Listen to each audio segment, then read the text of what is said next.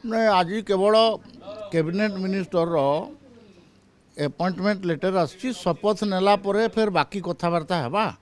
ମୁଁ ଆପଣମାନଙ୍କୁ ଧନ୍ୟବାଦ ଦେଉଛି। ମୋତେ କ୍ୟାବିନେଟ୍ ମିନିଷ୍ଟର ଆକାରରେ ଶପଥ ନେବା ପାଇଁ ପତ୍ର ମିଳିଛି ଏବଂ ମୁଁ ଶପଥ ନେଇ ସାରିଲା ପରେ ଫେର୍ ବାକି ଅନ୍ୟ ବିଷୟରେ ମୁଁ କହିବି। आज प्रधानमंत्री के सहित कौन आलोचना करागला चाहे पे चर्चा ଯେ କହିହେବ ନାହିଁ ସେଗୁଡ଼ା କହିବାଟା ଅନୁଚିତ ଅଛି।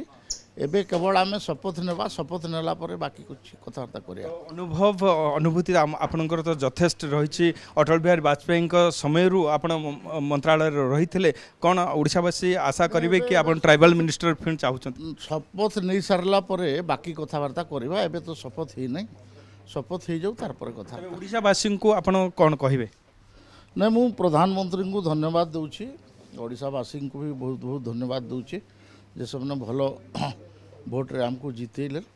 ଆଉ ପ୍ରଧାନମନ୍ତ୍ରୀ କ'ଣ କାମ ଦେବେ ସେଇଟା ତ ଆଗକୁ ଚାଲିକିରି ଜଣାପଡ଼ିବ। ଏବେ ତ କେବଳ ଶପଥ ନେବାର ଅଛି, ଏତିକି ସୂଚନା ମିଳିଛି।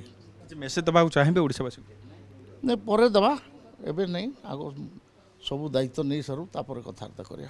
आज कौन कार्यसूची रही शपथ ग्रहण उत्सव 7:15 ତ ଯାଇକିରି ଘଣ୍ଟେ ଆଗରୁ ବସିବାର ଅଛି, ଯେମିତି ରାଷ୍ଟ୍ରପତି ଭବନରେ ଯାଇକିରି ବସାଯାଏ। ତାରପରେ ଯାହା କିଛି କାରବାଇ ତ ସେଠି ହେବ ରାଷ୍ଟ୍ରପତି ଭବନରୁ।